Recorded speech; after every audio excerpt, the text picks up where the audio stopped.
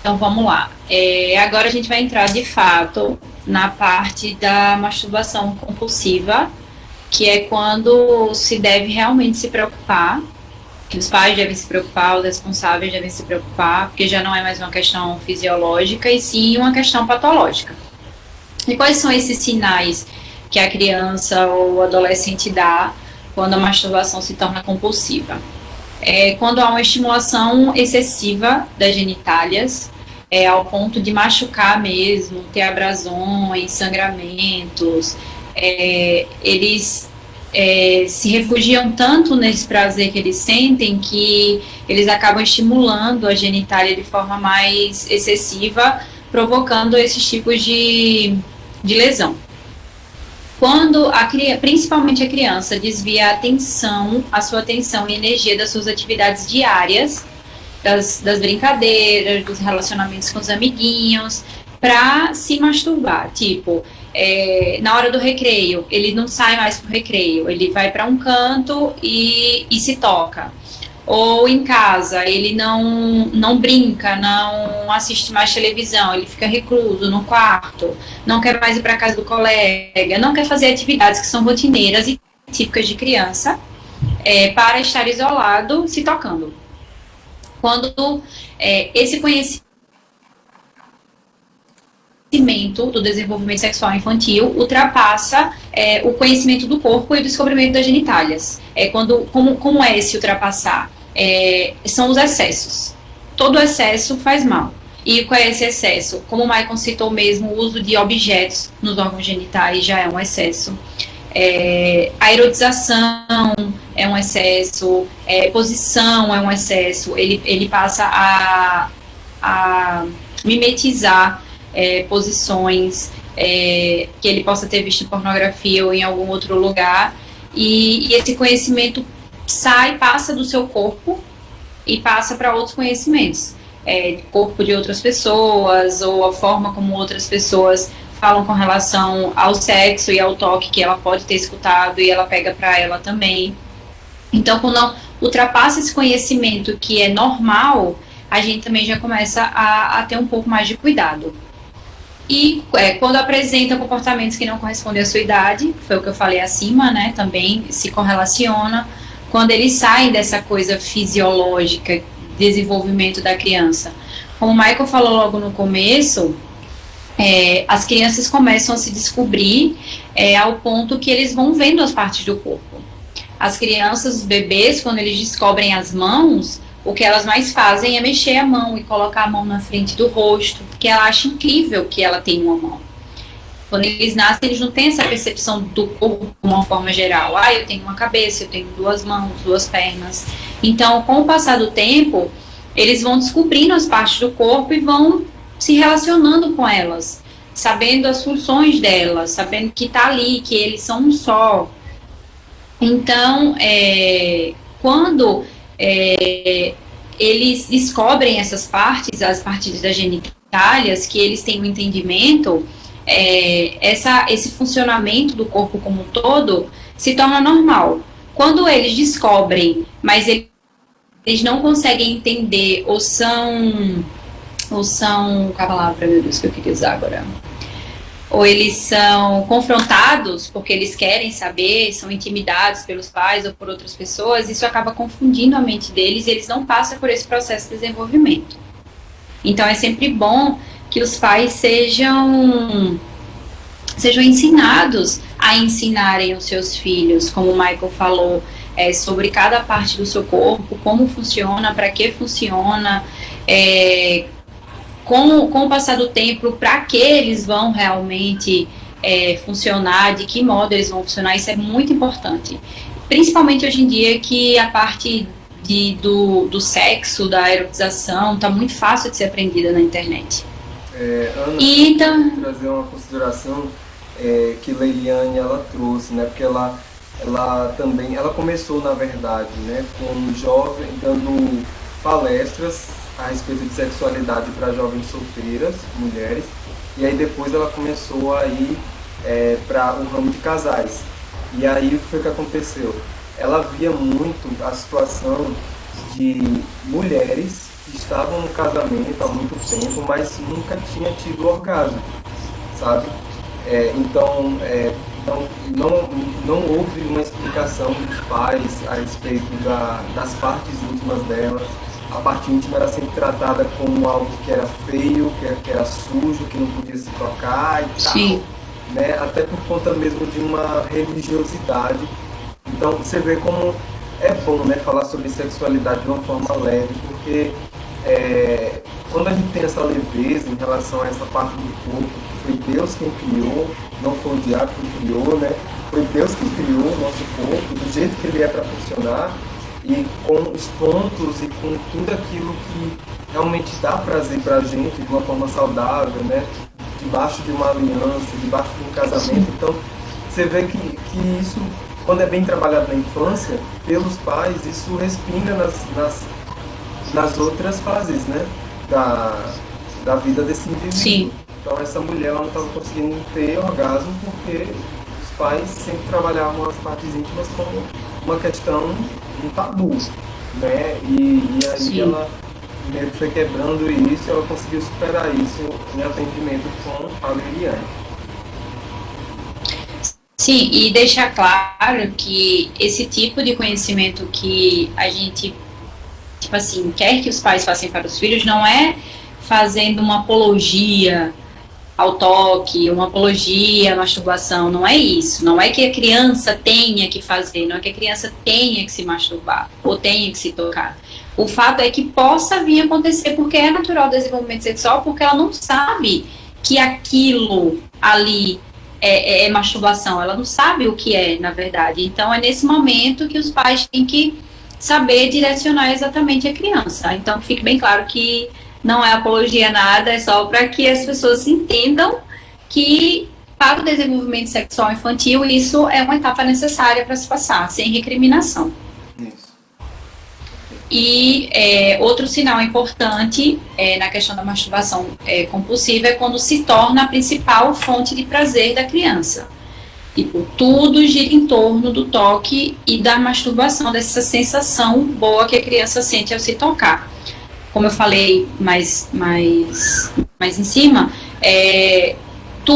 a criança deixa de fazer todas as suas atividades que antes te davam prazer para focar somente no toque. Então, é um sinal onde se deve ter bastante atenção. E quais são os motivos que já foram mais vistos e estudados para que essa criança comece a ter essa estimulação excessiva das suas genitálias? Foi compilado 10 dos principais motivos que eu vou estar falando agora, que viram que tinha relação com o início da masturbação compulsiva. Como a gravidez ou o nascimento de um irmão. Quando você é filho único, todo o amor e atenção é voltada para essa criança, essa única criança. Tudo gira em torno dela. Então, quando a mãe, desde a gravidez, desde a concepção, que os pais descobrem, que toda a família descobre, querendo ou não, a atenção é totalmente voltada para essa gravidez e para essa criança que vai chegar. Se isso não é bem dividido na relação familiar, a criança já começa a ter transtornos desde a gravidez.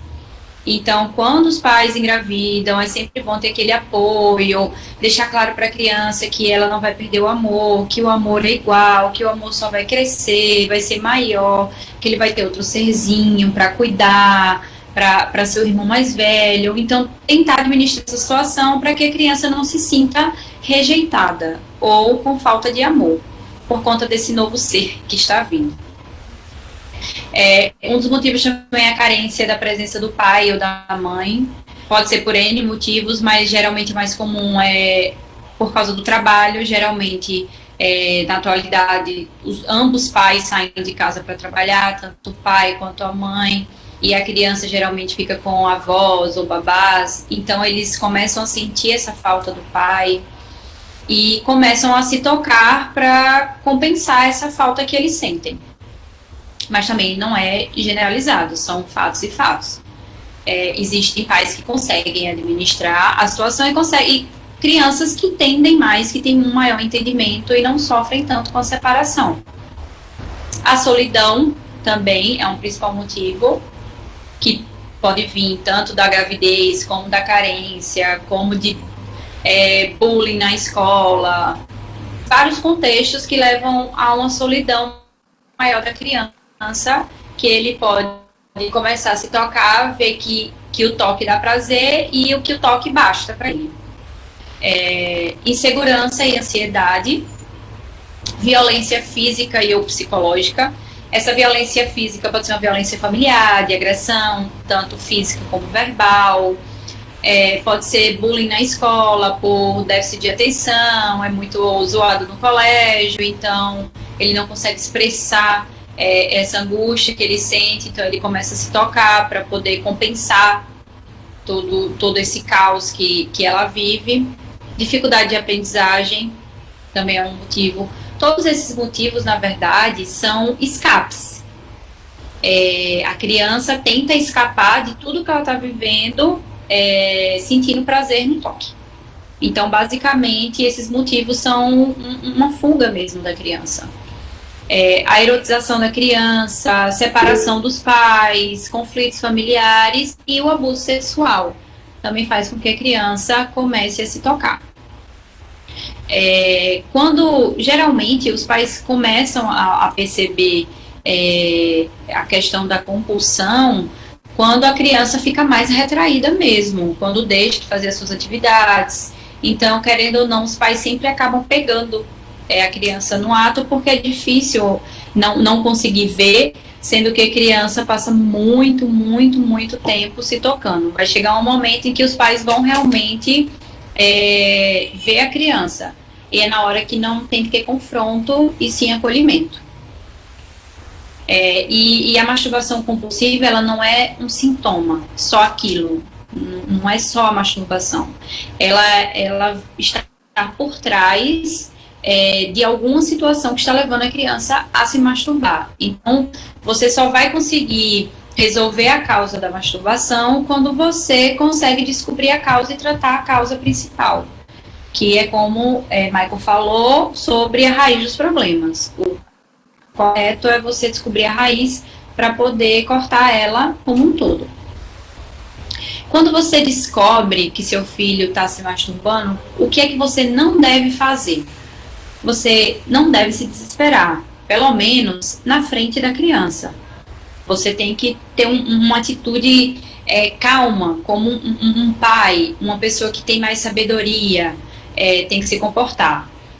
Não é uma situação fácil para muitos pais, que acredito que para todos os pais não é uma situação fácil, mas de primeira mão, a melhor coisa é não se desesperar quando você vê a criança se masturbando. Você acolhe ela, conversa, aí você pode ir para o seu quarto desesperar uns 5 minutinhos, botar a cabeça no lugar, mas no momento que você está com sua criança, você tem que manter a calma, porque quando você está sereno e calmo, você consegue ter um diálogo de verdade com a sua criança, ela vai se sentir segura, vai se sentir acolhida e vai conseguir explicar para você o porquê que ela está fazendo isso, o motivo real que ela está se tocando.